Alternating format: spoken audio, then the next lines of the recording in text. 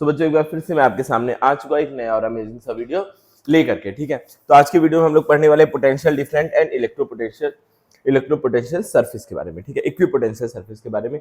और क्या पढ़ेंगे हम लोग, पोटेंशियल डिफरेंस के बारे में, और कुछ मजेदार से क्वेश्चंस करेंगे। भर भर के मैं आप लोगों के लिए क्वेश्चंस भी लेकर के आऊँ, जितने टाइप के क्वेश्चन इन टॉपिक से बन सकते हैं उतने टाइप के क्वेश्चन आए, हर टाइप के क्वेश्चन, सेम टाइप के 2 क्वेश्चंस आपको नहीं देखने को मिलेंगे। और प्रैक्टिस क्वेश्चन अगर आपको चाहिए तो कमेंट में बताइएगा, मैं आपको प्रैक्टिस क्वेश्चन दिला करके दे दूंगा। तो सबसे पहला हमारा टॉपिक क्या है, potential difference between 2 point in uniform electric field. एक यूनिफॉर्म इलेक्ट्रिक फील्ड है, उसमें 2 पॉइंट्स है, उन दोनों पॉइंट्स के बीच में पोटेंशियल डिफरेंस क्या होगा, उन दोनों पॉइंट्स के बीच में पोटेंशियल डिफरेंस क्या होगा, ये आपको निकालना है। अब देखो इसमें 2 पॉइंट्स में बना रहा हूं बच्चों, इसमें मैं 2 पॉइंट्स बना रहा हूं, थोड़ा सा अच्छे से कर देते हैं इसको, थोड़ा पतला कर देते हैं, ठीक है। इसमें एक पॉइंट आपका ए पॉइंट है, एक पॉइंट बी पॉइंट है, ठीक है। आपको इन दोनों के बीच का पोटेंशियल डिफरेंस निकालना है। ए पॉइंट का पोटेंशियल को मैं वी ए मान लेता हूँ, बी पॉइंट के पोटेंशियल को मैं वी बी मान लेता हूँ, इन दोनों के बीच के डिस्टेंस को मैं मान लेता हूं बच्चों आर, ठीक है। इन दोनों के बीच के डिस्टेंस को मैं मान लेता हूं बच्चों आर, क्लियर है। इन दोनों के बीच के डिस्टेंस को आर मान लेता हूं, बैटरी लो है तो चार्ज वार्ज पे लगा दीजिए थोड़ा आके, ठीक है। इन दोनों के बीच के डिस्टेंस को मैं आर मान लेता हूं। तो पोटेंशियल डिफरेंस का फॉर्मूला क्या होता है बच्चों, अरे पोटेंशियल डिफरेंस का फॉर्मूला बताओ, पोटेंशियल डिफरेंस का फॉर्मूला बताओ क्या होता है formula, negative of E dot d R का इंटीग्रेशन, ठीक है। अब ये है यूनिफॉर्म इलेक्ट्रिक फील्ड, तो ई क्या होगा बच्चों, कांस्टेंट होगा, तो ई को मैं क्या करूंगा, बाहर निकाल लूंगा, बचेगा क्या, डी आर। ई बच्चों कांस्टेंट होगा, इस बात से एग्री कर पा रहे हो, ई कांस्टेंट होगा, इस बात से एग्री कर पा रहे हो। और कहां से कहां तक मान लेते हैं, इस वाली पोजीशन को R1 और इस पोजीशन को R2, तो कहां से कहां तक करना है बच्चों हमें इंटीग्रेट, R1 से R2 तक। अब delta V potential difference is equal to, E तो कांस्टेंट है बाहर रहेगा, अब इंटीग्रेशन डी आर का इंटीग्रेशन क्या होता है बच्चों, सर आर होता है, डी आर का इंटीग्रेशन, डी आर का इंटीग्रेशन क्या होता है, आर होता है। अब अपर और लोअर लिमिट आपको यहाँ पर पुट करनी है, R1 से R2 यहाँ पे पुट कर दो, तो delta V is equal to minus में पहले upper limit R2 minus R। अच्छा, हम इन दोनों पोजीशन वेक्टर्स को माइनस करेंगे तो बीच का डिस्टेंस R ही तो आएगा, तो delta V is equal to, that's it. दो पॉइंट्स के बीच का अगर आपको पोटेंशियल डिफरेंस निकालना है यूनिफॉर्म इलेक्ट्रिक फील्ड में, तो उसका फॉर्मूला क्या होगा, ई डॉट आर। आई होप ये चीज आपको समझ में आ गई होगी बहुत ही अच्छे तरीके से, अगर नहीं आई तो भी बताओ, उसका भी इलाज है मेरे पास। अब देखो, अच्छा ये बताओ पोटेंशियल, अगर ये मैं बोलना चाह रहा हूँ इलेक्ट्रिक फील्ड, हाँ, जो एक चार्ज शीट होती है उसके थ्रू जो इलेक्ट्रिक फील्ड होती है कांस्टेंट होती है फिर वेरिएबल होती है। अच्छा, कांस्टेंट वेरिएबल में अगर अंतर देखना है, अगर इलेक्ट्रिक फील्ड आर पे डिपेंड कर रही है तो वो क्या होगी, वेरिएबल होगी, अगर आर पे डिपेंड नहीं कर रही है तो वो क्या होगी, कांस्टेंट होगी। अगर चार्ज शीट की इलेक्ट्रिक फील्ड अगर आप लोगों को याद है तो बताओ, याद तो होगी नहीं, बहुत पहले पढ़ा था, बहुत पहले मतलब एक लेक्चर पहले ही पढ़ा था, मतलब एक चैप्टर पहले ही पढ़ा था। क्या होती है इलेक्ट्रिक फील्ड, क्या होती है, अरे बोलो, अगर ये आपको याद था तो very good. Electric field due to a charge sheet क्या होती है, sigma upon 2 pi epsilon naught, sigma upon 2 pi epsilon naught, ठीक है, ये होती है इलेक्ट्रिक फील्ड। अब हम ये क्या है, आर पे डिपेंड कर रही है क्या, ये डिस्टेंस पे डिपेंड नहीं कर रही है, ना ही इसके उस पर डिपेंड कर रही है कि कितना बड़ा है कितना छोटा है शीट, ये उस चीज पे डिपेंड नहीं कर रही है। इनफाइनाइटली चार्ज शीट मतलब फाइनाइट हो या इनफाइनाइट हो उस पर फर्क नहीं पड़ रहा है, ठीक है। सिग्मा क्या है, सरफेस चार्ज डेंसिटी, ठीक है। अब एक पॉइंट यहाँ पे ए है, एक पॉइंट यहाँ पर बी है, हम हमें इन दोनों के बीच का ही निकालना है पोटेंशियल डिफरेंस। इसका पोटेंशियल को वी ए मान लेते हैं, इसके पोटेंशियल को बच्चों वी बी मान लेते हैं। सेम जैसे यूनिफॉर्म इलेक्ट्रिक फील्ड, मतलब यूनिफॉर्म चार्ज का इलेक्ट्रिक फील्ड क्या होती है, ई डॉट आर माइनस में ई डॉट आर, वही हो जाएगा, इसमें डायरेक्ट लगा दो। अच्छा, ये डिस्टेंस को हम आर मान लेते हैं, इन दोनों के बीच का जो डिस्टेंस है उसको आर मान लेते हैं। तो बस डायरेक्ट इलेक्ट्रिक पोटेंशियल का फॉर्मूला लगाओ, चेंज इन पोटेंशियल का वी इज इक्वल टू क्या होता है, नेगेटिव ई डॉट डी, ठीक है, ई डॉट डी आर। अब आप यहाँ पे फॉर्मूला लगा दो डायरेक्ट, इलेक्ट्रिक फील्ड का फॉर्मूला पता है क्या है, sigma upon 2 pi epsilon not, और यहाँ पे डी आर, डी आर मतलब इन दोनों के बीच का डिस्टेंस कितना आर है, तो इसके थ्रू इलेक्ट्रिक पोटेंशियल डिफरेंस क्या हो जाएगा, sigma r 2 pi epsilon naught. क्या ये चीज़ आपके समझ में आई है, अगर ये चीज़ आपके समझ में आई है तो जल्दी से कमेंट में थम्स अप कर दीजिए, जल्दी से कमेंट में आग लगा दीजिए, कमेंट में करते नहीं हो, कमेंट में जल्दी से आग लगाओ अगर आपके समझ में आ रहा है तो। अच्छा, अब इलेक्ट्रिक फील्ड अगर वेरिएबल है तो अब क्या दिक्कत आई बच्चों, अगर इलेक्ट्रिक फील्ड वेरिएबल है, कांस्टेंट नहीं है, अभी तक तो हम क्या बात कर रहे थे, इलेक्ट्रिक फील्ड कांस्टेंट या फिर यूनिफॉर्म है हर जगह पर, लेकिन अब वेरिएबल है तो डिस्टेंस के साथ साथ इलेक्ट्रिक फील्ड भी चेंज हो रही है। अच्छा मैं आप लोगों से एक सवाल पूछूं तो उसका आंसर बताना, उसका आंसर ईमानदारी के साथ कमेंट में दे देना, फिर उसके बाद मैं इसका करेक्ट आंसर भी आप लोगों को बता दूंगा। ये एक क्यू चार्ज है, ये बच्चों एक प्लस क्यू चार्ज है मान लेते हैं, ये एक आपका प्लस क्यू चार्ज है सपोज करो, इसकी एक इलेक्ट्रिक फील्ड कांस्टेंट होगी या वेरिएबल, ये आपको बताना है। इसके थ्रू जो इलेक्ट्रिक फील्ड निकल रही है वो कांस्टेंट है या फिर वेरिएबल। अभी मैंने तरीका बताया पता करने का। तो पॉइंट चार्ज की इलेक्ट्रिक फील्ड होती क्या है, इलेक्ट्रिक फील्ड का फॉर्मूला क्या होता है, point charge electric field due to a point charge क्या फॉर्मूला होता है, कि क्यू अपॉन जो भी चार्ज है आर स्क्वायर। ये आर पे डिपेंड कर रही है, आर पे डिपेंड कर रही है मतलब डिस्टेंस बढ़ने के साथ साथ इलेक्ट्रिक फील्ड कम होती जा रही है, मतलब ये क्या है, वेरिएबल है। ठीक है, अब ऐसी वेरिएबल इलेक्ट्रिक फील्ड के लिए, अगर ऐसी वेरिएबल इलेक्ट्रिक फील्ड है तो उसके लिए पोटेंशियल डिफरेंस कैसे निकालेंगे वो हम सीखने वाले हैं यहाँ पर, वो हम सीखने वाले हैं बच्चे यहाँ पर। ठीक है, उसके लिए कैसे निकलता है देखने में, बड़ा कर दिया मैंने फिर भी छोटा ही चल रहा है, ऐसा क्यों हो रहा है।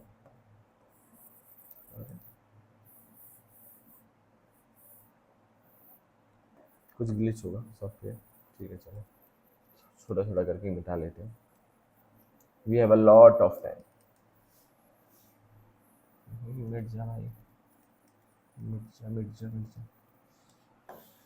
ठीक है इसको अब देखो, ये क्या है वेरिएबल, अगर कांस्टेंट इलेक्ट्रिक फील्ड है तो उसके थ्रू पोटेंशियल डिफरेंस निकालने का मैंने डायरेक्ट तरीका बताया है, माइनस में E dot d are, minus का ई डॉट डी आर से।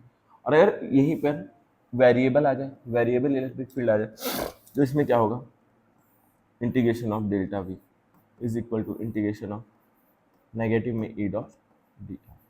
मैं नेगेटिव को डॉट क्यों बना रहा हूँ पता नहीं, और कहाँ से कहाँ तक, जहाँ से जहाँ तक आपको निकालना है, जहाँ से जहाँ तक आपको निकालना है। मान लो R1 से R2 निकालना है तो R1 से R2 हो जाएगा। क्या ये चीज़ आपको समझ में आ रही है, क्या इतनी बातें आपके समझ में आ रही है। अगर वेरिएबल है, अगर वेरिएबल है बच्चों तो क्या हो जाएगा ई डॉट डी आर। और अगर कांस्टेंट में भी एक चीज़ याद रखने वाली है, एक चीज़ याद रखने वाली है बच्चों, कांस्टेंट में भी आपको बताना भूल गया था कि जो आप R लेते हो ना, ये जो R लेते हो, R should be in direction of electric field, component of R, component of R should be in direction of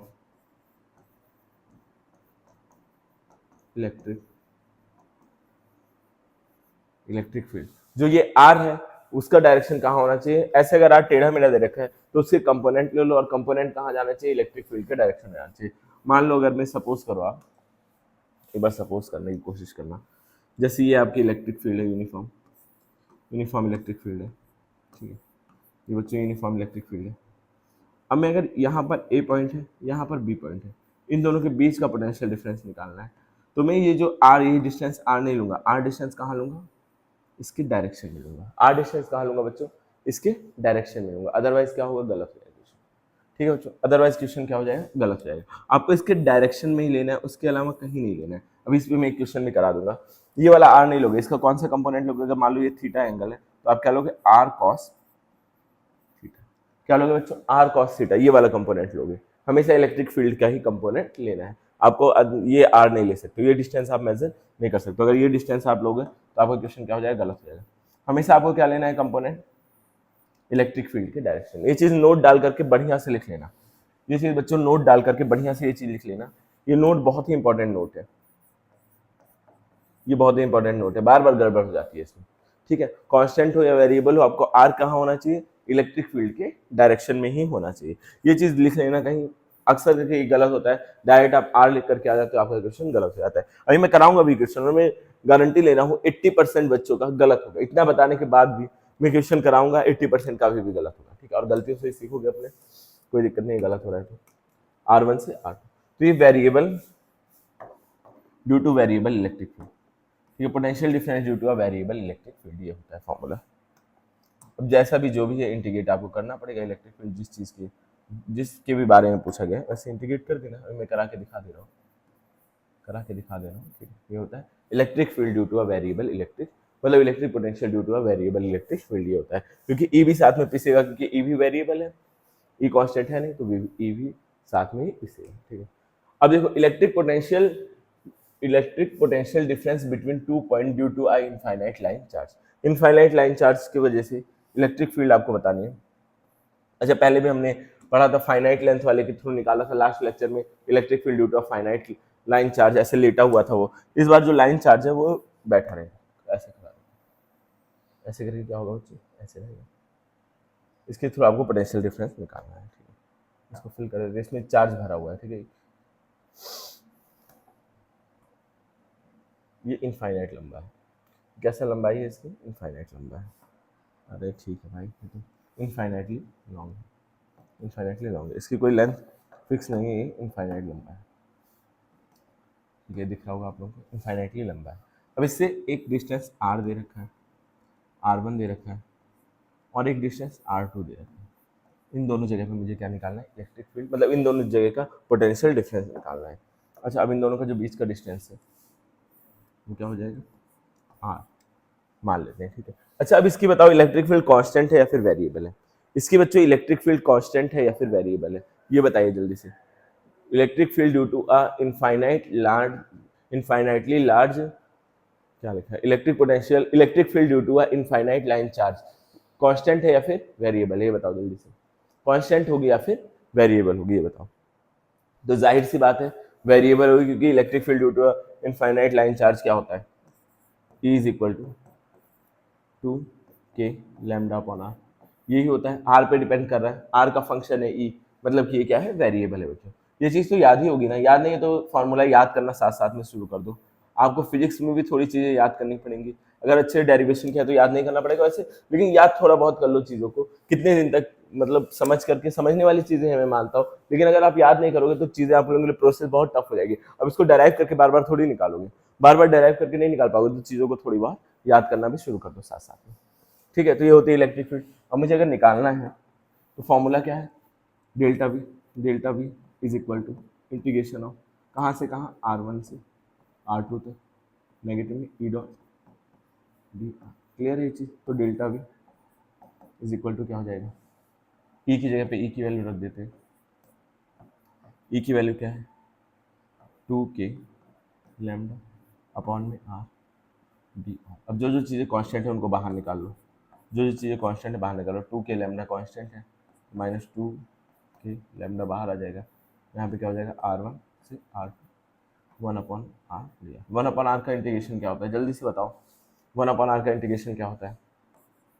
अरे बोल दो बच्चों, 1 अपॉन आर का इंटीग्रेशन क्या होता है? 2k lambda. 1 अपॉन आर का इंटीग्रेशन क्या होता है? लॉग आर, लॉग आर, ठीक है। कहाँ से कहाँ तक? R1 से R2 तक। अब इसमें रखना शुरू करते हैं लिमिट, इसमें लिमिट रखना शुरू कर देते हैं। क्या है आपका? Delta we. डेल्टा वी किसके बराबर आया? डेल्टा वी आया है आपका 2k लैम्डा, ठीक है। यहाँ पर लॉग आर, R1 से R2। अब यहाँ पुट करेंगे तो delta we is equal to minus 2k lambda, put करेंगे तो लॉग R2 माइनस R1। तो इसको कायदे से लिख दें, माइनस 2k लैम्डा। अब log R2 minus log R1 होगा ना, लॉग होगा यहाँ पर, लिमिट रख रहे हैं ना, log R2 minus log R1। अच्छा, लॉग ए माइनस लॉग बी का क्या होता है? लॉग ए अपॉन बी, यही तो होता है। क्या हो जाएगा यहाँ पे? Log R2 upon log. Clear है ये चीज़? आपको समझ में आया होगा, यही फार्मूला है आपका किसका? इरेज तो नहीं हुआ, चलो बच गया। ये फार्मूला किसका है? Electric field due to a infinitely long charge, electric field, electric potential difference due to a infinitely long wire. क्या ये चीज़ आपकी समझ में आई? इस चीज़ को कहीं पर नोट कर लीजिए, ठीक है। ये वेरिएबल, देखो वेरिएबल इलेक्ट्रिक फील्ड थी, तो हमारा पोटेंशियल क्या है वो लिखा हुआ है यहाँ पर। इस चीज़ को नोट कर लीजिए, वीडियो को पॉज करके ये पीछे वाला भी नोट कर लीजिए या स्क्रीनशॉट ले लीजिए, जैसा भी आप करना चाहते हैं। ठीक, अब आगे बढ़ते हैं, थोड़ा और आगे बढ़ते हैं। Electric potential due to a group of concentric circle. Concentric circles हैं, कोसेंट्रिक स्फीयर है, उसके ग्रुप, मतलब 2-3 कोसेंट्रिक स्फीयर है, उसके थ्रू पोटेंशियल डिफरेंस आपको निकालना है, अलग अलग पॉइंट्स। पोटेंशियल बस निकालना है, पोटेंशियल डिफरेंस नहीं निकालना, ठीक है। बहुत ही फेमस क्वेश्चन है, आते हैं इससे क्वेश्चन। क्लोन कर लेते हैं। कोसेंट्रिक पता है ना, एक ही जिनके सेंटर्स क्या हो सेम हो। यहाँ कोसेंट्रिक स्फीयर्स आ गए, इन दोनों के सेंटर्स क्या है सेम, ये सेंटर है दोनों का। इसका रेडियस स्मॉल आर मान लेते हैं और इसका रेडियस कैपिटल आर मान लेते हैं। अब जगह जगह पे पोटेंशियल निकालेंगे इन दोनों कोसेंट्रिक शेल के थ्रू। ये दो क्या है, खोखले शेल है, कोसेंट्रिक है, दोनों एक ही सेंटर से जा रहे हैं। अब अलग अलग जगह पर इसके थ्रू क्या निकालूंगा, पोटेंशियल निकालूंगा। मान लेते हैं पहले हम कहाँ कहाँ निकाला जाए। एक तो मान लेते हैं इसके अंदर कहीं पर, ठीक है, यहाँ पर इसको नाम दे देते हैं इस पॉइंट को पी, पी पॉइंट पे। फिर इसके ऊपर क्यू पॉइंट पे, फिर इसके यहाँ पर क्यू आर, आर तो ये है एस, एस पॉइंट पर, फिर इसके भी बाहर टी पॉइंट पे। इन सब हम जगह पर निकालेंगे, ठीक है, हर जगह पर हम पोटेंशियल निकालेंगे। तो पहले पी पॉइंट पे निकालते हैं। पी पॉइंट पे पोटेंशियल क्या होगा, इस शेल के भी अंदर है, अंदर पोटेंशियल क्या होता है, जितना सरफेस पे होता है उसके बराबर होता है। ये चीज़ मैंने लास्ट क्लास में पढ़ा रखी है बच्चों, अगर आपने वीडियो लास्ट क्लास का नहीं देखा है तो उसको देख करके फिर ये देखिए। एक ही बार में चीज़ें नहीं समझ में आती हैं, आपको पहले बेस समझना पड़ता है फिर जाके समझ में आता है। तो इस वाले पॉइंट पे ये छोटे वाले सर्कल के थ्रू पोटेंशियल कितना होगा, छोटे वाले सर्कल के थ्रू पोटेंशियल कितना होगा कि इसके अंदर चार्ज मान लेते हैं स्मॉल क्यू और इसके अंदर जो चार्ज है वो कैपिटल क्यू, और ये जो पॉइंट है क्यू नाम है इसका, ठीक है, और ये चार्ज इस पर कैपिटल क्यू है। तो इसके थ्रू इसका पोटेंशियल क्या होगा, के क्यू अपॉन इसका जो रेडियस है, रेडियस कितना है बच्चों, रेडियस कितना है इसका स्मॉल, और फिर बड़े वाले चार्ज के भी ये अंदर आ रहा है पॉइंट, तो कितना हो जाएगा कि कैपिटल क्यू अपॉन कैपिटल, ठीक है। तो ये कौन से पॉइंट पे है, अंदर, ये पी पॉइंट पे।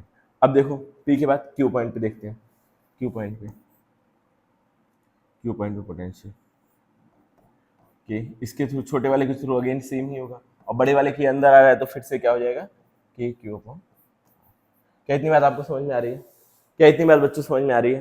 अरे छोटे वाले, ये छोटे वाले का सरफेस है, सरफेस पे पोटेंशियल का फॉर्मूला वही होता है जो अंदर होता है, और इस वाले के लिए ये अंदर आ रहा है तो अंदर पे पोटेंशियल का फॉर्मूला सरफेस, वो सरफेस के बराबर ही होता है। अब क्यू के बाद देखो पी क्यू आर तो है नहीं, एस, एस पॉइंट पे देखते हैं। एस पॉइंट, एस पॉइंट इस वाले स्फीयर के बाहर आ रहा है, मान लो इसका जो डिस्टेंस है वो एक्स है, यहाँ छोटे वाले स्फीयर के सेंटर से एक्स डिस्टेंस दूर है, क्या हो जाएगा के क्यू अपॉन एक्स, और बड़े वाले के लिए अगेन ये अंदर ही है तो के क्यू अपॉन आर ही रहेगा। एस पॉइंट पे भी निकल गया पोटेंशियल, ठीक है। अब देखो एस के बाद, एस के बाद टी पॉइंट पे देखो, टी पॉइंट पे वी टी कितना हो जाएगा, देखो टी पॉइंट इसके लिए भी बाहर है, इसके लिए बाहर है, मान लो ये टी पॉइंट जो है वो वाई डिस्टेंस पे है, तो छोटे वाले सर्कल से इसका पोटेंशियल क्या हो जाएगा के क्यू अपॉन वाई, बड़े वाले सर्कल से कितना हो जाएगा के क्यू अपॉन। समझ में आ रहा होगा ये चीज़, ये जगह अगर आपको समझ में आ रही है तो बताइए कितना समझ में आया, क्या चीज़ समझ में नहीं आई, ये कमेंट में ज़रूर बताइएगा। एक बार और समझा दे रहा हूँ मैं, बाकी अगर आप बात कर रहे हो समझाने की तो एक बार और समझा दे रहा हूँ मैं। क्या है देखो, पहले पी पॉइंट पे पोटेंशियल छोटे वाले सर्कल के थ्रू होगा, बड़े वाले सर्कल के थ्रू होगा, दोनों के लिए ये कहाँ है, अंदर है, दोनों के क्या है ये बेटा, दोनों स्फीयर्स के पी पॉइंट अंदर आ रहा है, तो अंदर का पोटेंशियल क्या होता है के क्यू अपॉन आर, के क्यू अपॉन आर। और फिर अब देखो दूसरा पॉइंट क्यू, क्यू पॉइंट कहाँ पर है, छोटे वाले सर्कल के वो है सरफेस पे है और बड़े वाले सर्कल के अंदर है, तो के क्यू अपॉन आर, के क्यू अपॉन आर। क्योंकि ये स्केलर क्वांटिटी है पोटेंशियल तो डायरेक्ट चीजें जुड़ जाएंगी आपस में। अब देखो एस पॉइंट पे, एस पॉइंट इसके लिए बाहर है, बाहर एक्स डिस्टेंस पे, तो ये हो जाएगा, और बड़े वाले स्फीयर के अंदर है, और वाई टी पॉइंट दोनों के लिए बाहर है। क्या ये चीज आपकी समझ में आई, अगर समझ में आई तो आग लगाओ जल्दी जल्दी। अब देखो अगला, अगला क्वेश्चन, अगला क्वेश्चन करने से पहले, अगला क्वेश्चन करने से पहले मैं एक क्वेश्चन आप लोगों को कराना चाहता हूँ, एक क्वेश्चन आपको कराना चाहता हूँ, कहाँ चला गया, कहाँ चला गया, नहीं हाँ, क्वेश्चन आपको कराना चाहता हूँ जो कि इसमें मैं लिखना भूल चुका हूँ शायद। देखो यहाँ पर एक पॉइंट है, एक सर्कल है, उसके अंदर एक सर्कल है, ठीक है, उसके अंदर एक सर्कल है, दोनों कोसेंट्रिक सर्कल्स हैं, दोनों क्या है बच्चों, कोसेंट्रिक सर्कल्स हैं। अगेन सेम ही केस बन रहा है, सेम ही केस बन रहा है, इसका रेडियस स्मॉल आर, इसका रेडियस कैपिटल, ठीक है, इसका रेडियस स्मॉल आर, इसका रेडियस कैपिटल आर। इस पे जो चार्ज है वो स्मॉल क्यू है, इस पे जो चार्ज है वो कैपिटल क्यू है। अच्छा अब मुझे बताना है, यहाँ पे एक पॉइंट पी है, यहाँ पे एक पॉइंट एस है, मुझे बताना है V S minus V P, मतलब पोटेंशियल डिफरेंस बताना है दोनों के सरफेसेस का, दोनों के सरफेस का पोटेंशियल डिफरेंस मुझे बताना है। तो ये आप लोग निकाल सकते हो, दोनों के पोटेंशियल निकालो, दोनों के सरफेस पे कितना पोटेंशियल है, दोनों चीजों को माइनस कर दो। तो ये जल्दी से निकाल करके आप लोग दिखाइए, जल्दी से आप लोग निकाल करके दिखाइए। 2 मिनट का मैं टाइम दे रहा हूँ आप लोगों को, आप लोग जल्दी से निकाल करके दिखाइए इसको। तब तक मैं चार्ज पे लगा दो अपनी डिवाइस, ऑफ होने वाली है किसी भी वक्त। 2 मिनट का समय दीजिए और जल्दी से निकाल के बताइए मुझे।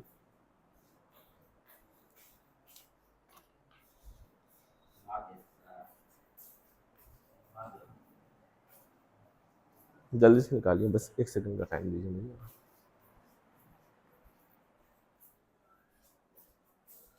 चार्जर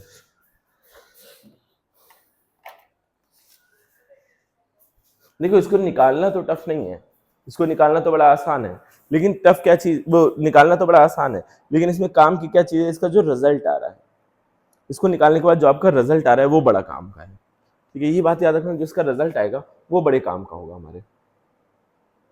निकाल तो लोगे 2 मिनट में, क्योंकि मैंने सिखा रखा है, तो आप 2 मिनट में निकाल लोगे। 2 मिनट में क्या, 2 सेकंड में निकाल लोगे। ठीक है, 2 सेकंड में निकालोगे। चलो चार्जिंग हो रही है, अब देखो कैसे इसका रिजल्ट क्या क्यों महत्वपूर्ण है देखना भी। वी एस एस पॉइंट पे अगर मैं पोटेंशियल निकालूं तो बड़े वाले स्फीयर के लिए इसकी भी पोटेंशियल कितना होगा, के Q upon capital R.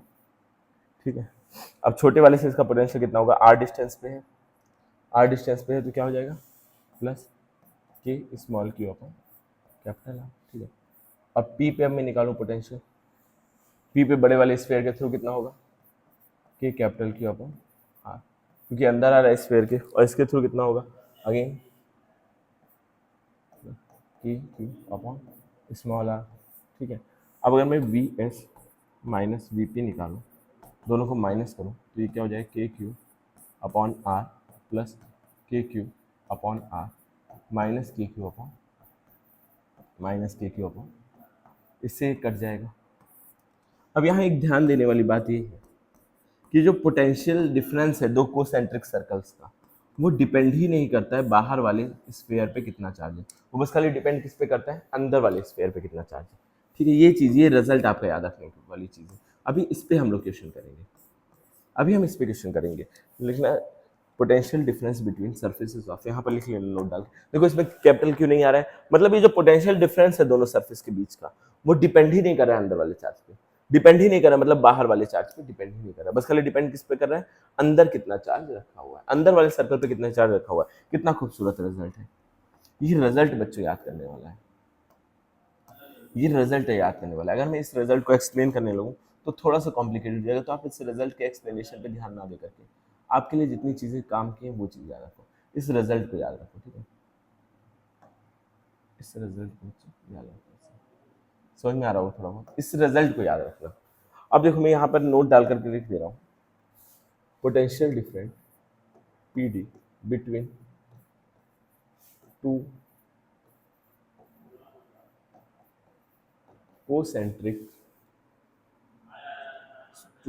concentric shell does not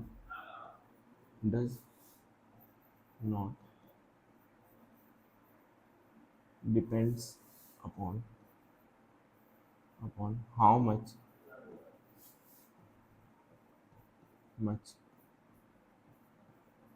charge is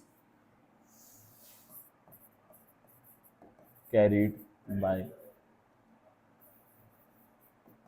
outer shell। ठीक है, ये चीज़ ही याद रखना, ये महत्वपूर्ण रिजल्ट है। क्या, potential difference between two concentric shell, वो डिपेंड ही नहीं करता है बाहर वाले सरफेस पे कितना चार्ज है, बाहर वाले स्फीयर पे कितना चार्ज है, बस खाली डिपेंड किस पे करता है, इंटरनल अंदर वाले स्फीयर पे जो चार्ज है बस खाली उसी पे डिपेंड करता है। ये चीज़ याद रखना, अगर ये चीज़ आपने याद रखी होगी तो ये आप तुरंत बता दोगे, एक ही झटके में बता दोगे, आपको टाइम भी नहीं लगेगा बताने में। ठीक है, देखो ये आप ऐसे भी बोल सकते हो डायरेक्ट कि ये अगर मैं इसको लिखूं तो ये जो पोटेंशियल डिफरेंस है वो डायरेक्टली प्रोपोर्शनल होता है किसकी, क्यू में बाहर निकालूंगा क्यू के, डायरेक्टली प्रोपोर्शनल होता है क्यू के। अगर आप क्यू जितना अंदर वाले चार्ज का बढ़ाओगे, अंदर वाले स्फीयर का जितना चार्ज बढ़ाओगे उतना पोटेंशियल डिफरेंस बढ़ेगा।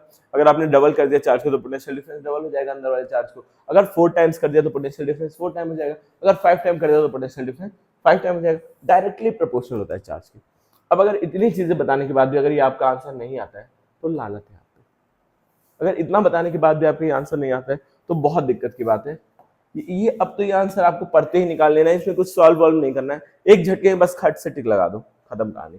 क्या दिया, two concentric conducting spheres. Conducting sphere मतलब इस सेल की तरह काम करते हैं, ये चीज पता है आपको। कंडक्टिंग स्फीयर का मतलब क्या है, शेल ही है।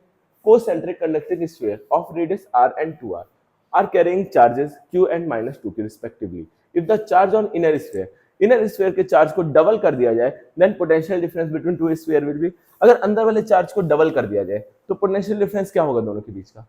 जाहिर सी बात है, अंदर वाले चार्ज पे ही क्या कर रहा है, डिपेंड कर रहा है, डायरेक्टली प्रोपोर्शनल है अंदर वाले चार्ज के, डायरेक्टली प्रोपोर्शनल है अंदर वाले चार्ज के। अगर मैं इसको डबल करूंगा तो पोटेंशियल डिफरेंस दोनों के बीच का क्या हो जाएगा, दोनों के बीच का क्या हो जाएगा, डबल हो जाएगा, 2 टाइम्स हो जाएगा, बिकम 2 टाइम्स। खत्म, खत्म, कुछ बचा इसके, इतना समझने के बाद तो कुछ नहीं बचा अब इसके अंदर।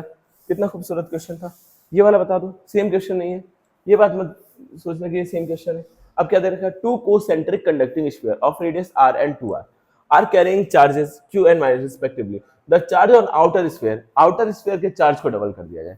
इस बार डबल किसको किया गया है, आउटर स्फीयर के चार्ज को किया गया है, तो पोटेंशियल डिफरेंस क्या होगा, तो पोटेंशियल डिफरेंस क्या होगा, तो बताओ। बाहर वाले चार्ज पे डिपेंड करता है क्या पोटेंशियल डिफरेंस, बिल्कुल भी नहीं डिपेंड करता है, तो क्या रहेगा, सेम ही रहेगा। बाहर वाले चार्ज पे आप 4 गुना 5 गुना 100 गुना कर दो, फर्क ही नहीं पड़ेगा, कितना रहेगा, रिमेन सेम। इसका आंसर क्या होगा बच्चों, रिमेन सेम। ठीक है, समझ में आया ये चीज। अब आगे देखो, अच्छा अगर दो स्फीयर्स को, अच्छा मैंने एक फॉर्मूला बताया था कंडक्शन में कि चार्ज कितना बचता है, Q1 Q2 अपॉन, वो क्या बताया था, हाँ Q1 plus Q2 into R1 upon R2, अरे ये चीज बताया था ना, देखो Q डैश का फॉर्मूला, Q1 डैश का फॉर्मूला।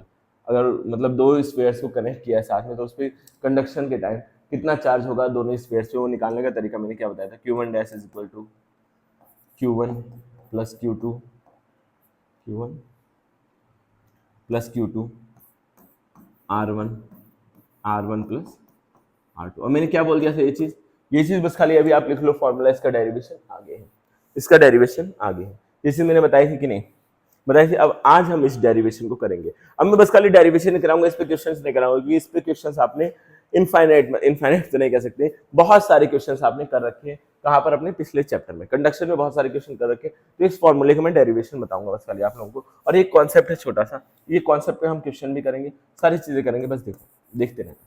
ये बहुत सारे क्वेश्चन करने वाले हैं इस कॉन्सेप्ट, बहुत सारे, क्या मैं 3-4 तो क्वेश्चन कराएंगे आपको इस कॉन्सेप्ट। अभी देखना, ध्यान से देखना, ठीक है, चीज़ों को ध्यान से देखना। रिकॉर्डिंग ऑन है या फिर रुक गई, किसी तरह नहीं रुकी है, चलो रिकॉर्डिंग चल रही है, थैंक गॉड। चलो देखना, अब बीच बीच में देखना पड़ता है बच्चों, क्या कर सकते हैं, देखना भैया। Two conducting two conductors is connected with a wire, then their potential become zero. ऐसा होता है बच्चों, अगर दो कंडक्टर्स को आप साथ में जोड़ देते हो तो इनमें तब तक चार्ज का फ्लो होता है जब तक दोनों का पोटेंशियल बराबर ना हो जाए, तब तक चार्ज का फ्लो होता है जब तक दोनों का पोटेंशियल बराबर ना हो जाए। अगर मैं आपको इसका एग्जांपल देना चाहूँ तो मेरे पास दो कंटेनर्स हैं, एक कंटेनर ऐसा है, दूसरा कंटेनर ऐसा है, ठीक है। अब मैं क्या किया है, मैंने दोनों कंटेनर्स को एक पाइप से जोड़ दिया है, दोनों कंटेनर्स को एक पाइप से जोड़ दिया है। अब एक में पानी पीला नहीं होता है बच्चों, नीला होता है पानी, तो नीला ही बना देते हैं, आप लोगों को फील लेना ज़्यादा ज़रूरी है, और ब्रश यूज़ करके पूरे को कलर कर देते हैं। ये पेंटिंग कर देते हैं पूरा अच्छे से, ठीक है, पेंट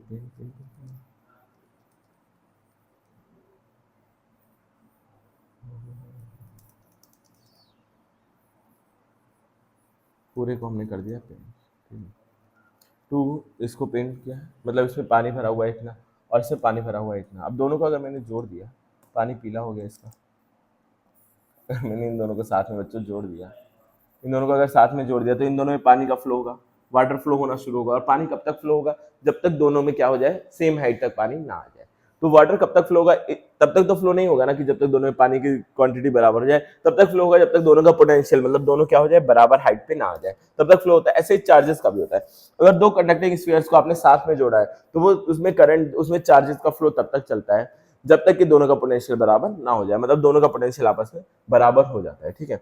अब मैं इस चीज को अगर प्रूफ करूं, अगर मैं उस फॉर्मूले की बात करूं तो क्या था, दो स्फीयर है, एक स्फीयर ऐसे, एक स्फीयर ऐसा है, देखो ऐसा भी स्फीयर होता है, दो स्फेरिकल कंडक्टर है, एक कंडक्टर ये रहा अभी जरूरी नहीं है स्फीयर के लिए यूज होता है, ये हर एक कंडक्टर्स तो अगर आपने जोड़ा तो उनका पोटेंशियल जब तक करंट फ्लो होगा जब तक उनका पोटेंशियल बराबर ना हो जाए, ठीक है। अब ये दूसरा स्फीयर है, इसको थोड़ा अलग साइज का कर देते हैं, दोनों है। इसका रेडियस, इसका रेडियस r1 है, इतना मोटा पेन चल रहा है,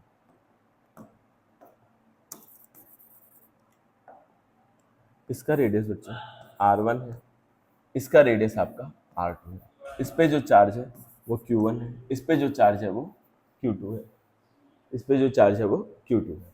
अब पहले तो ये कनेक्टेड नहीं है, पहले तो ये कनेक्टेड नहीं है, तो इसका पोटेंशियल कितना होगा, अगर मैं इसकी बात करूँ, इस v1 क्या होगा k q1 अपॉन r1, इसका पोटेंशियल क्या होगा k q2 अपॉन, इन दोनों का ऐसे पोटेंशियल रहेगा, ठीक है। अब मैंने इन दोनों को अगर तार से जोड़ दिया, इन दोनों को क्या किया बच्चों, तार से जोड़ दिया, यही सेम कंडीशन को वापस बना देता हूँ। आप लोग भी अच्छे से बनाइएगा बच्चों, मैं आप लोगों के लिए बना रहा हूँ ये सब फिगर्स वगैरह, आप लोग भी थोड़ा अच्छे से ड्रॉ करिएगा ताकि मजा आए पढ़ने में आप लोगों को। और उसमें करता हूँ फोन,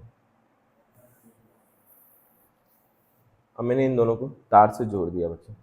अब मैं जब इन लोगों को तार से जोड़ दूंगा, जोड़ने के बाद क्या होगा, जोड़ने के बाद दोनों का पोटेंशियल आपस में बराबर हो जाएगा।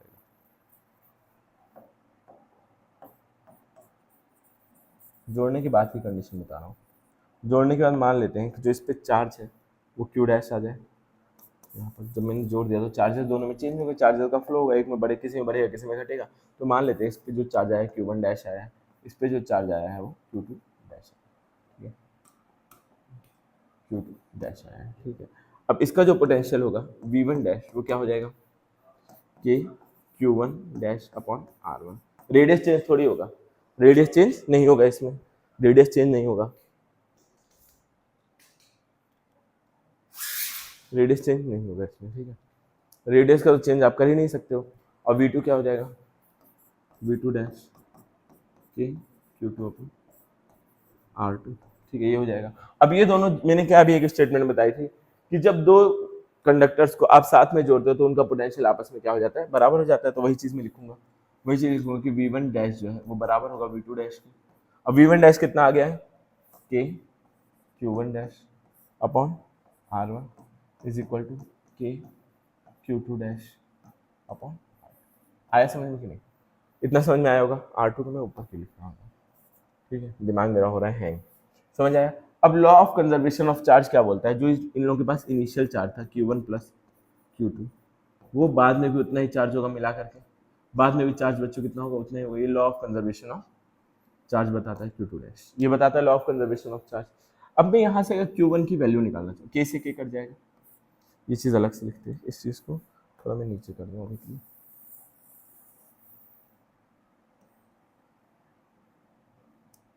नीचे कर देते हैं, ठीक है। K से K कट गया तो मैं क्या लिख सकता हूँ, Q1 dash is equal to R1 Q2 dash और R2, ये बोल सकता हूँ Q1 डैश की जगह, Q1 डैश की जगह ये चीज़ लिख सकता हूँ। अब लॉ ऑफ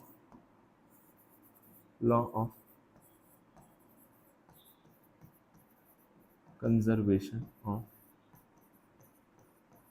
चार्जेस, इनिशियली जितना चार्ज था उतना फाइनली चार्ज भी होगा। तो law of conservation of charges से क्या बोल सकता हूँ, Q1 plus Q2 is equal to Q1 dash plus Q2 dash. अब मैं यहाँ से Q1 की वैल्यू यहाँ पर रख दूँ, यहाँ से मैं Q1 डैश की वैल्यू यहाँ पर रख दूँ, या फिर Q1 की वैल्यू रखूँ, यहाँ Q1 डैश की वैल्यू, Q1 डैश की वैल्यू यहाँ पर मैं क्या करता हूँ, यहाँ वाली इक्वेशन से, इस इक्वेशन 1 से यहाँ पर रख देता हूँ, ठीक है। Q1 डैश की वैल्यू यहाँ पर रख देता हूँ, अगले पेज में करना पड़ेगा इसलिए में आएगा नहीं। तो मैंने क्या निकाला था, Q1 डैश की जो वैल्यू आई थी, Q1 डैश की वो क्या आई थी, यहाँ पर आई थी वैल्यू क्या आई थी, R1 Q2 dash, R1 Q2 dash upon R2, ये आई थी। और law of conservation of charge क्या बोलता है, Q1 plus Q2 is equal to Q1 dash plus Q2, ठीक। अब मैं यहाँ वैल्यूज रखना शुरू करता हूँ, Q1 तो Q1 हो जाएगा, Q2 तो Q2 ही रहेगा। अब Q1 डैश की जगह क्या लिख सकता हूँ, R1 Q2 dash upon R2 plus में Q2, ठीक है। अब Q2 डैश कॉमन ले लूँगा वहाँ पर, तो Q1 प्लस Q2, यहाँ पर क्या Q2 डैश वगैरह मैंने कॉमन ले लिया, यहाँ अंदर क्या बचेगा, R1 R2 प्लस अंदर ये बच रहा है, तो Q1 plus Q2 is equal to Q2 dash मैंने ले लिया कॉमन। अब इसको जब सॉल्व करेंगे तो क्या हो जाएगा, R1 plus R2 bye R2, ये हो जाएगा। ठीक है, ठीक है, तो Q1 plus Q2 is equal to Q2 dash equal का साइन लगा रहा हूँ मैं, और अंदर क्या बचा है, R1 plus R2 upon R2। अब इसको उधर भेज दो सबको। मुझे Q2 डैश की अगर वैल्यू निकालनी है, तो फाइनल चार्ज और सेकंड स्फीयर, क्या होगा, इन सबको उधर भेज देता हूँ, तो क्या बनेगा, ये Q1 प्लस Q2, ठीक है, ये ऊपर जाएगा, इधर आएगा, ऊपर हो जाएगा ये, ठीक है, तो R2 यहाँ पे क्या बन जाएगा, R1 प्लस, क्या ये डेरिवेशन आपकी समझ में आया, क्या ये डेरिवेशन आपकी समझ में आया, यही डेरिवेशन, ये फॉर्मूला मैंने पहले भी लिखवा दिया है, ये फॉर्मूला मैंने पहले ही लिखवा दिया। अगर आपको ऐसे बैठे बैठे देख करके नहीं समझ में आ रहा है बच्चों, तो एक बार इसको कॉपी में खुद से डेराइव करो, कुछ इसमें रॉकेट साइंस है ही नहीं, कुछ रॉकेट साइंस है ही नहीं। एक बार समझा दे रहा हूँ मैं, एक बार समझा दे रहा हूँ मैं। जब मैंने दोनों को जोड़ा तो दोनों का पोटेंशियल मान लो ये हो गया। अब मैंने ये क्या लिखा, ये होता ही है कि जब दो स्फीयर्स को, दो कंडक्टिंग स्फीयर्स को या दो कंडक्टर्स को आप आपस में जोड़ देते हो, दोनों का पोटेंशियल बराबर हो जाता है। तो इससे मैंने ये Q1 डैश की वैल्यू निकाली, और Q1 डैश की वैल्यू यहाँ पर पुट की, और फिर यहाँ से मैंने Q2 डैश की वैल्यू निकाल ली। बस इतनी सी बात है, इसके अलावा कुछ भी नहीं है इसमें, कोई रॉकेट साइंस नहीं है इसके अंदर। ठीक है, अब यहाँ देखो एक क्वेश्चन, यहाँ पे एक क्वेश्चन, यहाँ एक क्वेश्चन करने से पहले मैं एक चीज़ आप लोगों को कराना चाहूँगा, एक क्वेश्चन कराना चाहूँगा। अब आप लोगों को बहुत सी चीज़ें समझ में आ गई होंगी और कॉन्फिडेंस भी आ गया होगा कि सर हर चीज़ें हो जाएंगी सर। अभी मैं आपके कॉन्फिडेंस को तोड़ने जा रहा हूँ, अभी मैं आपके कॉन्फिडेंस को थोड़ा सा ब्रेक करूँगा। ठीक है, देखो क्या है, एक स्फीयर है, इसके अंदर एक और स्फीयर है, इन दोनों को मैंने, इस पे जो चार्ज है, अंदर वाले स्फीयर पे चार्ज Q है, बाहर वाले स्फीयर पे चार्ज बड़ा वाला Q है। अब इन दोनों को, इसका रेडियस स्मॉल आर है, बाहर वाले का रेडियस कैपिटल आर है, इन दोनों को मैंने एक तार से जोड़ दिया है। तो आपको बताना है फाइंड द चार्ज ऑन, या फाइंड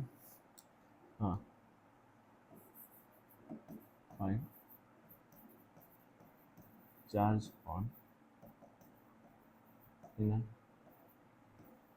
शेल, अंदर वाले शेल पे कितना चार्ज होगा ये आपको फाइंड आउट करना है। अंदर वाले शेल पे कितना चार्ज होगा ये आपको फाइंड आउट करना है। जल्दी से फाइंड करके दिखाइए इस चीज़ को, तब तक मैं पानी पी लूँ। आप लोग जल्दी से फाइंड करिए इसको, जल्दी से बच्चों फाइंड करना है, सबको आंसर देना है कमेंट में। इसको फाइंड करके दिखाओ तो पहले, तब मुझे समझ में आया कि आप लोगों को कॉन्सेप्ट समझ में आया है। ठीक है,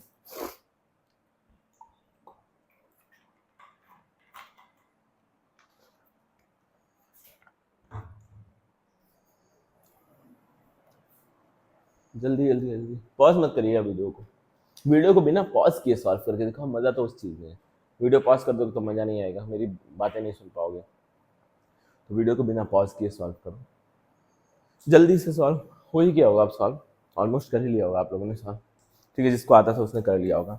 अच्छा, जब मैंने इन दोनों को जोड़ दिया तो इस वाले पॉइंट का और इस वाले पॉइंट का पोटेंशियल क्या होगा। अच्छा, ये फॉर्मूला तो आप लोग नहीं लगा रहे थे गलती से, ये फॉर्मूला तो नहीं यूज कर रहे थे। ये फॉर्मूला तब यूज होगा जब एक के अंदर एक स्क्वायर थोड़ी है, दोनों स्क्वायर दूर दूर थे, दोनों को मैंने कनेक्ट कर दिया, तब ये फॉर्मूला यूज होगा। इसमें क्या है, एक के अंदर एक स्क्वायर है। अब इन दोनों के सरफेसेस का पोटेंशियल डिफरेंस क्या होगा, यहाँ का पोटेंशियल जो भी है VA मान लेते हैं, यहाँ का पोटेंशियल VB है। अगर मैं इनकी पोटेंशियल डिफरेंस की बात करूँ, VA माइनस VB की बात करूँ, VB की बात करूँ, तो क्या ये दोनों पोटेंशियल VA और VB आपस में इक्वल हो जाएंगे। जब हम तार से जोड़ते हैं तो क्या कहानी बनती है कि दोनों स्फीयर के पोटेंशियल क्या होते हैं, आपस में बराबर हो जाते हैं। अब बराबर हो गया, और VA माइनस VB का आपने फॉर्मूला पढ़ा था, फॉर्मूला क्या पढ़ा था, KQ ब्रैकेट में 1/R1। ये आपने फॉर्मूला पढ़ा था कि नहीं अभी जस्ट, ये फॉर्मूला यहाँ पे आपने पढ़ा है कि नहीं, ये कहाँ चला गया, ये फॉर्मूला आपने यहाँ पे पढ़ा है कि नहीं, ये फॉर्मूला यहाँ पढ़ा है कि नहीं, potential difference is equal to small वाला चार्ज KQ, इस तरह से होता है। यही चीज़ अगर यहाँ यूज़ करोगे, ये चीज़ अगर यहाँ यूज़ करोगे बेटा, पोटेंशियल तो जीरो है, तो ये पूरा जो Q होगा अंदर वाले पे जो चार्ज होगा वो क्या जीरो हो जाएगा। ये इसके अंदर बैठा हुआ है बच्चों, ये चीज़ याद रखना। ये दोनों स्फीयर एक के अंदर एक है, एक सिस्टम बना रहे हैं। और पहले जो मैंने ये फॉर्मूला डेराइव कराया है, ये थोड़ा सा अलग क्वेश्चन है, ये थोड़ा सा अलग क्वेश्चन है, इसको आप स्टार मार्क कर लेना और एक बार सोचने की कोशिश करना। थोड़ा सा भी कंफ्यूजिंग लग रहा हो कि सर आपने क्या पढ़ा के क्या दे दिया, ये थोड़ा सा अलग क्वेश्चन है। ये एक के अंदर एक स्फीयर से इन दोनों का पोटेंशियल सेम होगा, तो पोटेंशियल डिफरेंस दोनों के बीच का जीरो हो जाएगा। एक ही, अब ये एक मतलब क्या है, दो जिसमें एक जान बन चुके हैं, समझ में आ रहा है। ये दोनों एक ही है, ये एक ही सिस्टम है, तो अंदर वाले पे जो चार्ज है वो जीरो हो जाएगा, इस पे पूरा का पूरा चार्ज ट्रांसफर हो जाएगा। ये तो लॉजिकली मैं बता रहा हूँ, और मैथमेटिकली भी देखो इस पे कितना चार्ज हो जा रहा है, जीरो हो जा रहा है, इस पे कितना चार्ज आ जा रहा है, जीरो हो जा रहा है। थोड़ा सा समझने की कोशिश करना, क्योंकि पोटेंशियल डिफरेंस इन लोगों का खत्म हो गया, जीरो हो गया, तो चार्ज भी क्या हो जाएगा, इसका अंदर वाले स्फीयर पे चार्ज जीरो हो जाएगा। अब यहाँ देखो, ये वाला करके दिखाओ, ये क्वेश्चन करके दिखाओ जल्दी से। अ hollow charged metallic sphere has radius small r. If potential difference between its surface and a point at a distance 3r from the center is v, then electric field intensity at the distance 3r. 3r from the center. Centre से 3r पे electric field क्या होगी? अब potential difference क्या दे रखा है बच्चों? v दे रखा है। तो मैं बात करूं पोटेंशियल डिफरेंस की, पोटेंशियल डिफरेंस आपका v दे रखा है, मतलब सेंटर से उसके बीच का डिस्टेंस। तो एक स्फीयर है, क्वेश्चन को समझा दे रहा हूँ आप लोगों को, क्वेश्चन को बच्चों समझा दे रहा हूँ, परेशान मत। ये बस इरेजर एक बार बड़ी हो जाए, मेरी जिंदगी के आधे दुख खत्म हो जाएंगे। अरे वाह, बड़ी हो भी गई। एक स्फीयर है, उसके सरफेस पे कुछ पोटेंशियल होगा, आर रेडियस है, और सिर्फ 3r पे कुछ पोटेंशियल होगा। अब इन दोनों का जो पोटेंशियल डिफरेंस है, इस पे जो चार्ज है वो कितना दे रखा है, hollow sphere of radius r, potential difference में कुछ नहीं दे रखा है, हम क्यू मान लेते हैं, इसमें चार्ज है उसको क्यू मान लेते हैं। तो पोटेंशियल डिफरेंस कितना दे रखा है, पोटेंशियल डिफरेंस दे रखा है v। तो यहाँ का पोटेंशियल कितना होगा, इस पॉइंट का, इस पॉइंट का पोटेंशियल कितना होगा k, इस पे चार्ज q है अपॉन r, मतलब रेडियस 3r, माइनस इस पे पोटेंशियल कितना होगा, इस सरफेस पे k q अपॉन r। ये किसके बराबर दिया हुआ है, ये v के बराबर दे रखा है। अगर मैं इसको सॉल्व करूँ, अगर मैं इसको पूरी तरह सॉल्व करूँ, या पोटेंशियल डिफरेंस की बात हो रही है ना, तो बड़े में से छोटा माइनस कर देते हैं, नहीं तो आंसर नेगेटिव आएगा, मज़ा नहीं आएगा। तो डिफरेंस की बात है, चाहे किसी को भी किसी में से माइनस कर सकते हैं। तो अगर मैं इसको माइनस करता हूँ तो क्या हो जाएगा, 2k अपॉन 3, ठीक है, माइनस करके देखो, यही आंसर आएगा। तो v की वैल्यू ये आ गई है। अब इलेक्ट्रिक फील्ड इंटेंसिटी में यहाँ निकालो इस पॉइंट पे, इलेक्ट्रिक फील्ड का फॉर्मूला क्या होता है, k अपॉन r स्क्वायर। तो इलेक्ट्रिक फील्ड इंटेंसिटी क्या हो जाएगी, k r स्क्वायर, मतलब डिस्टेंस कितना है, 3r दे रखा है, तो 3 का स्क्वायर 9 होता है, 9r स्क्वायर। इतनी बात समझ में आ रही है। अब मुझे पोटेंशियल के टर्म्स में आंसर लाना है। देखो आंसर क्या दे रखा है, पोटेंशियल के टर्म्स में दे रखा है। तो आंसर मुझे कैसे लाना पड़ेगा बच्चों, पोटेंशियल के टर्म्स में ही लाना पड़ेगा। तो क्या करूंगा मैं यहाँ पे, यहाँ देखना, थोड़ा सी चालाकी में करूंगा, तो k अपॉन 9 को क्या लिखूंगा, 3r इंटू 3, समझ में आ रहा है, 3r इंटू 3r। क्या ये बात आपको समझ में आ रही है? अगर आपकी ये बात समझ में आ रही है तो इतनी पार्ट को अगर मैं 2 से मल्टीप्लाई कर दूँ, 2 से मल्टीप्लाई और डिवाइड कर देते हैं, ठीक है, पूरे को, क्योंकि 2 आपको ये चाहिए तभी ये पूरा v बन पाएगा, ऊपर आपको 2 की जरूरत है, तो मैं क्या करूँगा, 2 से ऊपर नीचे मल्टीप्लाई कर दूँ, तो ये पूरी पार्ट को मैं v बोल सकता हूँ, इस पूरे पार्ट को मैं v बोल सकता हूँ। तो a इज इक्वल टू क्या हो जाएगा, ये पूरा पार्ट v हो जाएगा, v अपॉन 3 इंटू 2 मतलब 6। क्या ये बात समझ पाए? इस पूरे पार्ट को v बनाने के लिए मैंने क्या किया, ऊपर नीचे 2 से मल्टीप्लाई कर दिया, तो ये v अपॉन 6 आंसर क्या है, v अपॉन। क्या बात समझ में आई? और ये बात समझ में आई तो थम्स अप करिए कमेंट में, ठीक है। अभी बहुत सारे क्वेश्चन है, परेशान नहीं होना। Two concentric hollow conducting spheres of radius r and r shown, r and r are shown. The charges on outer is q. What is will be the charges to inner sphere so that the potential at any point p outside the outer sphere is 0. आपको q की value बतानी है, inner वाले पे कितना charge है, capital q है, बाहर वाले पे कितना चार्ज रखा जाए, या अंदर वाले पे चार्ज हो जाए। Two symmetric hollow sphere of radius r1 and r2 are shown, मतलब बना दूंगा अभी फिगर में। The charges on outer sphere, outer sphere पे कैपिटल क्यू चार्ज है, इनर स्फीयर पे कितना चार्ज रखा जाए कि जो बाहर किसी पॉइंट पे पोटेंशियल है वो 0 हो जाए। सिंपल है, कोसेंट्रिक है, ये एक फिगर में बना दे रहा हूँ, ठीक है। रेडियस क्या क्या दे रखा है दोनों का, एक का कैपिटल है, एक का स्मॉल है, ठीक है। ये इसका रेडियस स्मॉल है, इसका रेडियस कैपिटल है। अब देखो क्या दे रखा है, चार्ज ऑन आउटर से, बाहर वाले पे जो चार्ज है वो कैपिटल क्यू है, अंदर वाले पे चार्ज हम मान लेते हैं स्मॉल क्यू। अब इसी स्मॉल क्यू की आपको वैल्यू निकालनी है। किसी बाहर एक पॉइंट पी है, बाहर एक पॉइंट पी है, ठीक है, बाहर एक पॉइंट पी पे दोनों का पोटेंशियल 0 हो जाए, क्योंकि एक ऐसी वैल्यू फाइंड करो कि इस पॉइंट पे पोटेंशियल दोनों का क्या हो जाए, 0 हो जाए। मान लेते हैं जो डिस्टेंस है वो x, पोटेंशियल क्या है, दोनों का मिलाकर के 0 होना चाहिए, नेट पोटेंशियल इस पॉइंट पे 0 होना चाहिए। अंदर वाले पे कितना चार्ज रखूं कि इस पॉइंट पे पोटेंशियल 0 हो जाए, तो मैं निकाल लेता हूं पोटेंशियल की वैल्यू। इस पॉइंट पे टोटल पोटेंशियल कितना होगा, इस वाले के थ्रू, बाहर वाले के थ्रू, के capital Q upon x, plus अंदर वाले के थ्रू के, हमने क्यू चार्ज स्मॉल क्यू मान लिया है अभी उस पर चार्ज, और इसी स्मॉल क्यू की हमें वैल्यू फाइंड आउट करनी है। और ये जोड़ की पोटेंशियल किसके बराबर आना चाहिए, नेट पोटेंशियल इस पॉइंट पे 0 आना चाहिए। Given equation value k q x is equal to minus k q x, x से एक्स कटेगा, के से के कटेगा, तो minus q is equal to आया है क्यू, हमें इस क्यू की वैल्यू बस निकाल ले, तो क्यू इज इक्वल टू क्या आएगा माइनस, सिंपल, डी ऑप्शन आपका करेक्ट हो जाएगा। क्या ये बात समझ में आए? क्वेश्चन में पूछा क्या था, दो कोसेंट्रिक स्फीयर है, बाहर वाले स्फीयर पे कैपिटल क्यू चार्ज है, अंदर वाले स्फीयर पे कितना चार्ज रखा जाए, किसी बाहरी पॉइंट पे इसका पोटेंशियल, बाहरी पॉइंट पे जो पोटेंशियल है नेट वो 0 हो जाए, मैंने रख दिया यहाँ पर। क्या आपको ये बात समझ में आई? क्वेश्चन कैसे करना है, कैसे सोचना है, वो चीजें मैं आपको बता रहा हूँ। अब देखो, a spherical conductor having charge q and radius r is placed at a center of spherical cell। क्या है, एक spherical conductor है having charge q and radius r is placed at the center of spherical cell of radius r having charge q। the potential difference between the potential difference between two is, potential difference किस पे depend करेगा, spherical conductor इस पे Q charge है, उसका radius are है, is placed at the centre of, अब उस पे वो उसको एक शेल के सेंटर पे रख दिया, एक शेल के सेंटर पे रख दिया, अरे एक पहले से एक सेल रखा हुआ है, इसको मैं आपको फील्ड दिलाता हूँ, क्वेश्चन की फील्ड दिलाता हूँ आप लोगों को। ऐसे एक पहले से सेल था और एक मेरे पास छोटा सा सेल था, उसका जो रेडियस था स्मॉल आर था, उस पर जो चार्ज था वो क्यू था, उसको मैंने ला के एक शेल के अंदर रख दिया। अब इन दोनों के जो सरफेस का पोटेंशियल डिफरेंस है वो क्या होगा, इन दोनों के सरफेस का जो पोटेंशियल डिफरेंस है वो क्या होगा, ठीक है। बड़े वाले चार्ज पे भी पहले से, बड़े वाले मतलब स्फीयर पे भी पहले से क्यू चार्ज है, ठीक है, और छोटे वाले स्फीयर पे क्या है, स्मॉल क्यू चार्ज है। अब ये डायरेक्टली प्रोपोर्शनल होगा, जो पोटेंशियल डिफरेंस है वो डायरेक्टली प्रोपोर्शनल क्या होगा, स्मॉल वाले क्यू की। यही चीज़ तो मैंने बताई है अभी, यही चीज़ तो बच्चे यहाँ पर बताई है, अरे देखो देखो देखो यहाँ पर बताइए, पोटेंशियल डिफरेंस किसके प्रोपोर्शनल होता है, अंदर वाले चार्ज के प्रोपोर्शनल होता है। और ये चीज़ थोड़ा सा घुमा फिरा के पूछ लिया, देख रहे हो कितने क्वेश्चंस मिल जा रहे हैं, कितने क्वेश्चंस मिल जा रहे हैं एक छोटे से कॉन्सेप्ट में, कितना क्वेश्चन मिल जा रहा है एक छोटे से कॉन्सेप्ट में। Given figure show the variation of electric field intensity E varies distance x, what is the potential difference between, देखो क्या बोल रहा है, पोटेंशियल डिफरेंस पूछा है, पोटेंशियल डिफरेंस का फॉर्मूला क्या होता है, पोटेंशियल डिफरेंस का फॉर्मूला क्या होता है, delta v equal to E dot r, मतलब ई और आर को अगर आप मल्टीप्लाई करते हो तो पोटेंशियल डिफरेंस मिलता है। अगर दो चीजों को मल्टीप्लाई करने में कोई तीसरी चीज आ रही है और अगर इन दोनों चीजों के बीच का आपको ग्राफ दे रखा है, तो अगर मुझे पोटेंशियल तीसरी चीज निकालनी है तो इस ग्राफ का एरिया निकाल लूंगा। अरे ग्राफ आपने पढ़ा होगा ना 11th क्लास में, थोड़ा बहुत नहीं पढ़ा है तो एक बार पढ़ लीजिए बच्चों ग्राफ।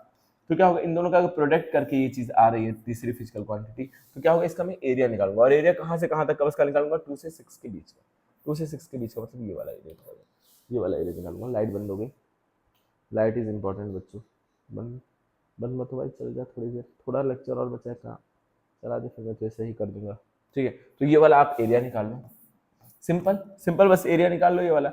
ये एरिया कितना होगा, ये डिस्टेंस है 2, ये डिस्टेंस है 10, तो कितना हो जाएगा 2 × 10, और फिर ये वाला एरिया कितना होगा, ये राइट एंगल ट्राइंगल बन रहा है, हाफ इंटू बेस, बेस कितना है 2 है, और हाइट कितनी दे रखी है इसकी 10 दे रखी है, कट जाएगा, ये जाएगा 20 प्लस 10 30 हो जाएगा, 30 वोल्ट। पोटेंशियल क्या आ जाएगा बच्चों, 30 वोल्ट, ये हो जाएगा आपका पोटेंशियल। आई होप ये चीज़ आपको समझ में आ गई है, ठीक है। आगे ये तो बहुत अच्छी बात है, नहीं आई तो और भी अच्छी बात है, नहीं आई तो और भी अच्छी बात है, फिर थोड़ा और आगे बढ़ते हैं, ठीक है।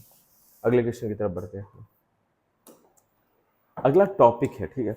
अब अगला टॉपिक क्या है, इक्विपोटेंशियल सरफेस। इक्विपोटेंशियल सरफेस को समझने के लिए थोड़ी सी बात हम लोग कर लेते हैं। जैसे आपने पढ़ा होगा ग्रेविटेशन में, ग्रेविटेशन में भी इक्विपोटेंशियल सरफेस पढ़ा होगा। ग्रेविटेशन में इक्विपोटेंशियल सरफेस क्या थी बच्चों, जैसे मैंने h हाइट तक इस मार्कर को उठाया, दिख नहीं रहा होगा, यहाँ दिखा देता हूँ, एक मेरे पास मास है, एक मेरे पास मास है, इसको मैं उठा करके h हाइट तक ले गया, तो इसके अंदर पोटेंशियल इसको h हाइट तक ले गया उठा करके, तो इसके अंदर पोटेंशियल एनर्जी कितनी स्टोर होगी, mg। और इसी चार्ज, इसी पॉइंट को, इसी मास को मैं उठा करके यहाँ से यहाँ लेकर के जा रहा हूँ, अब इसके अंदर पोटेंशियल एनर्जी कितनी होगी, अभी भी कितनी होगी, h हाइट पे है ग्राउंड से, तो mgh ही होगी। और फिर इसको और आगे ले जाऊँ, इस लाइन में कहीं पर भी ले जाऊँ, इसकी पोटेंशियल एनर्जी चेंज होगी क्या, हर जगह इसकी पोटेंशियल एनर्जी कितनी रहेगी, mgh। तो ये जो सरफेस बन रही है, ये जो सरफेस बन रही है यहाँ से यहाँ तक, ये इस लाइन पे पूरी जो सरफेस है, ये सरफेस क्या है, यहाँ पे हर जगह इस लाइन पे पोटेंशियल सेम है, तो ये सरफेस क्या होगी बच्चों, इक्विपोटेंशियल सरफेस होगी। ऐसे ही सिमिलरली एक ऐसा पॉइंट, किसी भी चार्ज के equipotential surface the surface with a constant potential at all the surface, all the point surface. अगर ऐसी सरफेस जिसके हर पॉइंट पे पोटेंशियल क्या हो, सेम हो, जैसे कि ये चार्ज है, जैसे कि बच्चों एक क्यू चार्ज है, एक क्यू चार्ज है, इससे आर डिस्टेंस पे इधर जाऊंगा तो पोटेंशियल क्या होगा, के क्यू अपॉन। अगर इससे आर डिस्टेंस पे इधर जाऊंगा तो पोटेंशियल क्या होगा, के क्यू अपॉन। अगर इससे आर डिस्टेंस पे इधर चला जाऊंगा तो भी पोटेंशियल क्या होगा, के क्यू अपॉन आर। हर जगह पोटेंशियल क्या आ रहा है, सेम आ रहा है। अब इस चार्ज से इधर आर डिस्टेंस चला जाऊंगा तो भी आएगा के क्यू अपॉन आर, इससे इधर पीछे चले जाऊंगा आर डिस्टेंस तो भी के क्यू अपॉन आएगा। मतलब इस पॉइंट के चारों तरफ एक इक्विपोटेंशियल सरफेस बन रही है, और किस शेप की बन रही है, स्फेरिकल बन रही है। अरे आपने ये ग्रेविटेशन में पढ़ रखा है, बस मैं आपको फील दिलाना चाह रहा हूँ कैसे बन रही है इक्विपोटेंशियल सरफेस, स्फेरिकल बन रही है। क्या आपको ये बात समझ में आ रही है, कैसी इक्विपोटेंशियल सरफेस बन रही है, स्फेरिकल बन रही है चार्ज के आसपास। तो अगर पॉइंट चार्ज, यही चीज लिखा हुआ है, क्या लिखा हुआ है, an equipotential surface is a surface with a constant potential. ऐसी सरफेस होती है जिस सरफेस पे पोटेंशियल क्या होता है, हर जगह पर कांस्टेंट होता है। ठीक है, ठीक है, समझ में आई ये चीज। अब देखो electric field is perpendicular to the surface. जो इलेक्ट्रिक फील्ड होती है इस सरफेस के परपेंडिकुलर होती है। जैसे ये सरफेस इक्विपोटेंशियल बन रही है इसके चारों तरफ, तो इसकी ये सरफेस ये है, चार्ज इधर जा रहा है, इलेक्ट्रिक फील्ड इधर जा रही है, तो ये क्या होगी, हमेशा परपेंडिकुलर होगी इलेक्ट्रिक फील्ड के। जब भी आप इक्विपोटेंशियल सरफेस बनाओगे वो हमेशा क्या होगी, परपेंडिकुलर होगी इलेक्ट्रिक फील्ड के। अब अगला देखो, ये चीज गलत है, ये इक्वेशन गलत है बच्चों, ये लाइन गलत है, इसको मत लिखो, ये लाइन गलत है, एकदम गलत है। Work done in moving any charge on the surface is zero. अगर ये इक्विपोटेंशियल सरफेस है, अच्छा work done by conservative force क्या होता है, work done by change in potential energy होता है। अगर मैं यहाँ से यहाँ ले जा रहा हूँ तो पोटेंशियल एनर्जी में क्या चेंज आ रहा है, कुछ भी नहीं आ रहा है, कुछ भी चेंज नहीं आ रहा है, तो क्या होगा, वर्क डन क्या होता है, चेंज इन पोटेंशियल एनर्जी के बराबर होता है। इधर से इधर ले जा रहा हूँ, पोटेंशियल एनर्जी में कोई चेंज ही नहीं हो रहा है, तो वर्क डन क्या हो जाएगा, जीरो हो जाएगा। इक्विपोटेंशियल सरफेस पे अगर किसी चार्ज को इधर उधर ले जा रहे हो तो वर्क डन क्या होगा बच्चों, जीरो होगा। ग्रेविटेशन की हेल्प से समझा दिया, बाकी चार्ज के लिए भी सेम कहानी बनेगी। अब देखो क्या दिया हुआ है, फॉर पॉइंट चार्ज के लिए जो इक्विपोटेंशियल सरफेस होती है वो स्फेरिकल होती है। मैंने बताया ये पॉइंट चार्ज अगर रखा हुआ है, इसकी वजह से जो इक्विपोटेंशियल सरफेस बनेगी वो कैसे बनी, स्फेरिकल बनेगी। अब फॉर लाइन चार्ज के लिए सिलेंड्रिकल होती है, क्योंकि ये लाइन चार्ज मान लेते हैं। अब इसके देखो, इससे आर डिस्टेंस इधर चले जाओ, आगे चले जाओ, पीछे चले जाओ, हर तरफ चले जाओ, तो क्या होगा, ऐसा कुछ बनेगा। तो ये क्या होता है, सिलेंड्रिकल। पॉइंट चार्ज के लिए जो इक्विपोटेंशियल सरफेस होती है वो कैसे होती है बच्चों, सिलेंड्रिकल होती है। बाकी शीट के लिए कैसे होती है, शीट ही होगी। शीट के लिए शीट कैसे होगी दिखा देता हूँ, आप लोग देखे बिना मानते कहाँ हो, भरोसा ही नहीं है टीचर पे। ऐसे होगा, इससे इधर आर डिस्टेंस पे, इससे इधर आर डिस्टेंस पे, मान लो नो कैसे निकलती हुई आ रही है, ऐसे निकलती हुई आ रही है आर डिस्टेंस, हर पॉइंट से आर डिस्टेंस पे, तो ये सामने एक शीट ही तो बनेगी। ऐसे मतलब मान लो एक शीट है, उस पर तीलियां घोप दो ऐसे सेम साइज की, तो सामने जो बनेगा प्लेन वो भी तो एक शीट ही होगा। तो शीट की जो इक्विपोटेंशियल सरफेस होती है वो कैसी होती है, शीट ही होती है। ठीक है, इतना ही था। अब अगला एक क्वेश्चन है, एक पैरा सा क्वेश्चन है, इसको कर लो। मैंने बोला था 80% लोग इसका आंसर गलत करेंगे, तो देखते हैं कि 80% लोग रियल में आंसर गलत करते हैं, आप लोग मुझे गलत साबित करते हो। आंसर गलत करते हो या मुझे गलत साबित करते हो वो देखते हैं। आपके पास 2 मिनट का टाइम है, इसको जल्दी से सॉल्व करिए, फिर इस लेक्चर को यहीं पे समाप्त कर देंगे। आपके इसको सॉल्व करते हैं, इस क्वेश्चन को हम लेक्चर को यहीं पे समाप्त कर देंगे। कर देखते हैं कर पाते हो आप लोग सॉल्व या फिर नहीं। जल्दी से सॉल्व करो, जल्दी जल्दी जल्दी जल्दी जल्दी जल्दी।